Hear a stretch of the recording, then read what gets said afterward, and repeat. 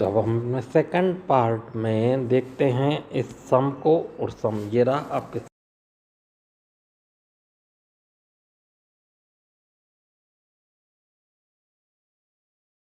हमें एक गैप का था, इसलिए हम पहले इसको रीअरेंज करा, 117.5 कर दिया, यानी कि जो 117 था उसको 117.5 कर दिया, और 126 जो था 126 को 126.5। इसी प्रकार से सबको 0.5 बढ़ाते रह गए। क्यों?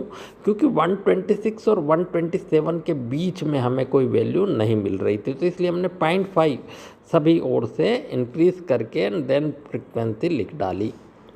अब उसके बाद हमने कम्युलेटिव फ्रिक्वेंसी निकाली। कम्युलेटिव फ्रिक्वेंसी कैसे? 3 ऐसी कैसी। अब 3 में 5 ऐड किया है ना, देखो ये 3 जो है और ये 5 है, ऐसे क्रॉस। 3 में 5 ऐड किया, कितना आया? 8। फिर 8 में 9 ऐड किया, कितना आया? 17। फिर 17 में 12 ऐड किया, कितना आया? 29। 29 में 5 ऐड किया, 34। 34 में 4 ऐड किया, 38। 38 में 2 ऐड किया, 40। अब अगर हम इनको ऐड करेंगे तो भी ये 40 आएगा। तो इस प्रकार से पहले तो हमने ये टेबल फॉर्म कर ली।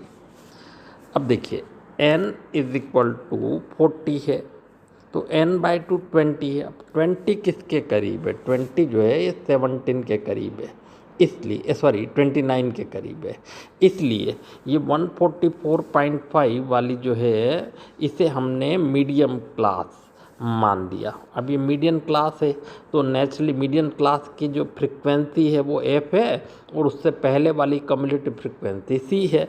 तो इस प्रकार से हमने फार्मूला रखा, जिसमें l की वैल्यू हो गई 144.5, क्योंकि लोअर लिमिट है, निम्न सीमा है। f इज इक्वल टू हो गया 12, C F is equal to हो गया 17, और h कितना? इन दोनों का डिफरेंस जो